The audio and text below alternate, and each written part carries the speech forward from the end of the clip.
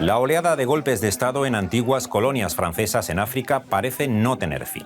Tras el levantamiento del pasado julio en Níger, el enésimo en la región del Sahel, ahora ha sido el turno de Gabón. Aunque con matices diversos, las rebeliones militares parecen tener un común denominador. Todas ellas constatan el fracaso del modelo neocolonial de una Francia que pierde peso político, económico y militar. Pero ¿hasta qué punto influye en ese retroceso la aparición de nuevos actores? ¿Y qué consecuencias puede tener para la antigua metrópoli este nuevo proceso de descolonización? Se lo explicamos aquí en DW Analiza.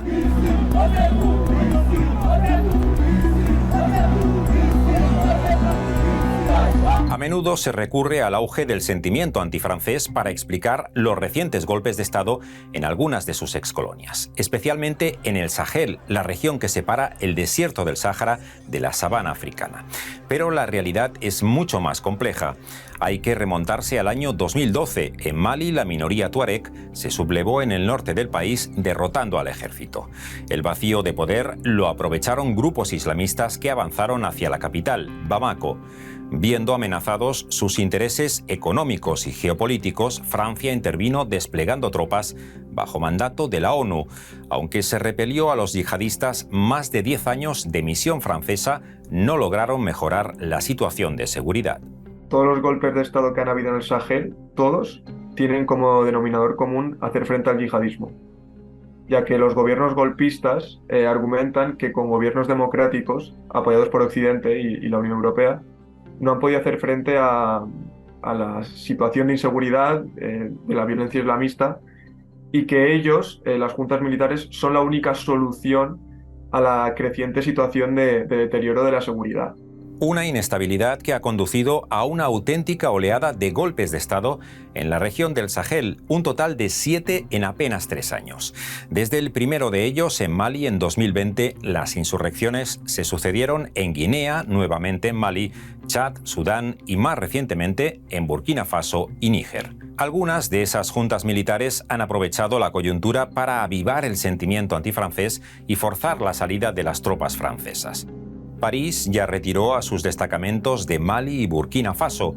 A esos dos países les podría seguir Níger, donde Francia mantiene a 1.500 efectivos, que podrían acabar retirándose hacia el vecino Chad, pero allí las tropas francesas también se encuentran bajo presión. Hay constancia de que Rusia está en Chad y Wagner podría estar detrás también, y lo que está claro es que Francia no ha ayudado a Chad a problemas de seguridad que tiene el país. ¿Y qué pasa? Que los países del Sahel que tienen problemas con la seguridad al final siempre recurren a Rusia porque lo ha hecho bien, según ellos, en Mali, en Burkina Faso, lo está haciendo bien en Níger. Rusia es el principal beneficiado del retroceso francés en el Sahel. Allí Moscú se despliega sustituyendo a Francia en el ámbito de la seguridad, con la presencia del grupo Wagner, pero también abordando acuerdos de cooperación militar más allá del Sahel. Развиваем партнерство в военной и военно-технической области. Россия заключила соглашение о военно-техническом сотрудничестве с более чем 40 государствами Африки, которым мы поставляем широкую номенклатуру вооружений и техники. Часть таких поставок идет на безвозмездной основе с целью укрепления безопасности и суверенитета этих государств. Pero Francia no solo se juega su presencia militar, también peligra otro de los ejes de su dominio neocolonial, el acceso a los recursos. Sirvan como ejemplo 3 países del Sahel. Mali y Burkina Faso son 2 de los principales productores de oro de África, con un volumen de 130 toneladas anuales. Por su parte, Níger es el 4º productor de uranio del mundo.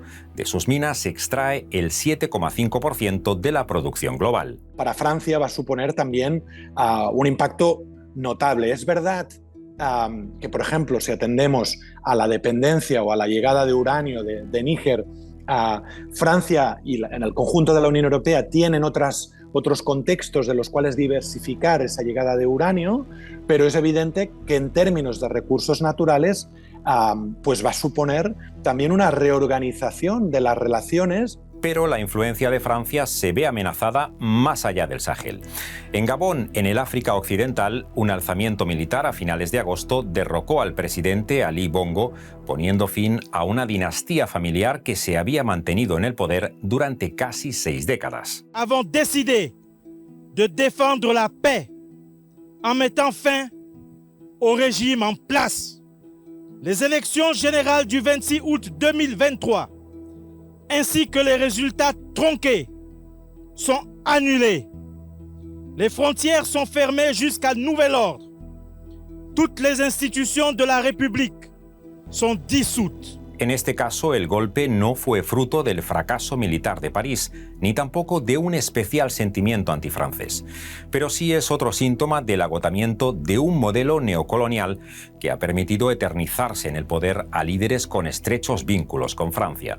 El régimen de Bongo había ido restringiendo, modificando la Constitución, modificando algunas leyes, dificultando cada vez más la participación de la oposición, también evidentemente con represión política, no solo hacia la oposición, sino hacia grupos sociales. Y tiene lugar en un contexto previo, unos días antes, de celebración de unas elecciones que habían sido claramente fraudulentas. Hace tiempo que París es consciente de que su modelo neocolonialista está agotado.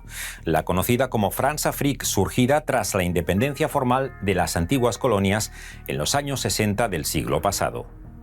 En el marco de una reciente gira africana, el presidente francés enterraba oficialmente esa era postcolonial, curiosamente desde Gabón. Notre histoire commune, ici au Gabon, ne nous le cachons pas, c'est aussi celle de la France-Afrique. Et cet âge de la France-Afrique est bien révolu. Mais j'ai parfois le sentiment que les mentalités n'évoluent pas au même rythme que nous.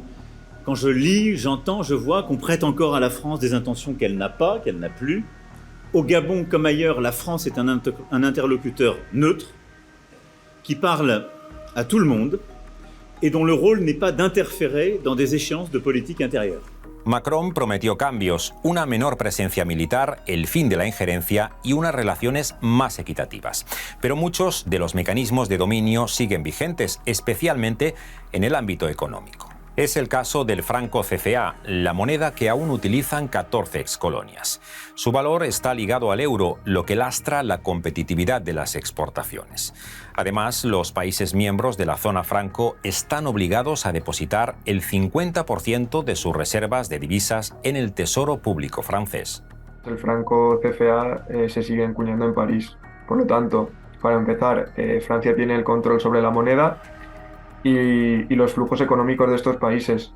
Al final han podido condicionar su desarrollo de una manera muy grande. De hecho, es que lo han hecho durante años. Porque si tú controlas el dinero, los flujos de dinero que mandas a estos países, estás controlando también su comercio. En este contexto se entiende el creciente sentimiento antifrancés en parte de sus excolonias, un sentimiento que el propio Emmanuel Macron pudo constatar en su gira africana. Ça aussi, ça doit changer dans la manière de coopérer avec la France et l'Europe. Regardez-nous autrement, en nous respectant, en nous considérant comme de vrais partenaires et non pas toujours avec un regard paternaliste, avec l'idée de toujours savoir ce qu'il faut pour nous. Pero el retroceso de Francia en África no se explica solo por los errores de París. También juega un papel determinante la aparición de nuevos actores, especialmente China. Valga como ejemplo la propia Gabón, que tiene desde hace años al gigante asiático como su principal socio comercial. La excolonia francesa destina a China la mitad de sus exportaciones, unos 4.000 millones de dólares anuales. Especialmente petróleo, madera y manganeso. Gabón cubre más de una quinta parte de las necesidades chinas de este mineral. La irrupción de China, convertida ya en el mayor socio comercial de África, no solo ha provocado el retroceso de antiguas potencias coloniales como Francia, también ha obligado a reaccionar al resto de actores. Es el caso de Estados Unidos. Consciente de ello, la administración Biden ha empezado a cortejar a los países africanos. El año pasado, Washington acogió una importante cumbre con medio centenar de líderes del continente. Africa belongs to the table in every room where global challenges are being discussed, and in every institution where discussions are taking place. That's why I announced in September at the United Nations General Assembly that the United States fully supports reforming the UN Security Council to include permanent representation for Africa. Con un orden internacional caminando hacia una nueva división entre bloques, ganarse el apoyo de África en las instituciones globales puede resultar crucial. ¿Hasta qué punto será capaz Estados Unidos de recuperar el terreno perdido con China? Lo único que puede sacar de beneficio Estados Unidos es mantenerse militarmente, porque en tema económico Estados Unidos ha perdido muchísima influencia en África y su estrategia principal ahora mismo pasa por frenar el avance de China en la región. Pero no solo los grandes actores se disputan las esferas de influencia en África. Sin hacer demasiado ruido, nuevas potencias emergentes están aterrizando en el continente. Y hay también pequeñas potencias que están preocupando bastante a China y a Rusia. Hay países que están entrando en el continente, como por ejemplo India, que está apostando por los proyectos agrícolas en gran medida. Y también Turquía es un país que va a dominar África porque está firmando tratados de cooperación militar muy importantes, muy interesantes y que están preocupando sobre todo a Rusia. Lo que está en marcha es un nuevo reparto de África. Y a diferencia del anterior, Occidente no podrá imponer sus condiciones en solitario. Con la aparición de multitud de nuevos actores, los países africanos dispondrán de herramientas para salvaguardar sus intereses. Hay que tener en cuenta que la mayoría de países hoy mantienen relaciones abiertas con multitud de países no occidentales y que por lo tanto lo que vamos a ver es como multitud de actores políticos y sociales tienen la posibilidad de negociar diferentes cosas, diferentes aspectos con países no exclusivamente occidentales, y eso evidentemente lo que va a hacer es atenuar ese poder más hegemónico, ese monopolio que Occidente tenía hasta hace poco. África afronta un nuevo proceso de descolonización. Una nueva era en la que las antiguas potencias coloniales, especialmente Francia, pierden peso en favor de nuevos actores.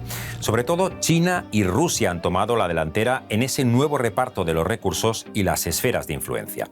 Está por ver, sin embargo, si esa mayor competencia se traduce en una mejora de las condiciones de vida en el que sigue siendo el continente más pobre del planeta.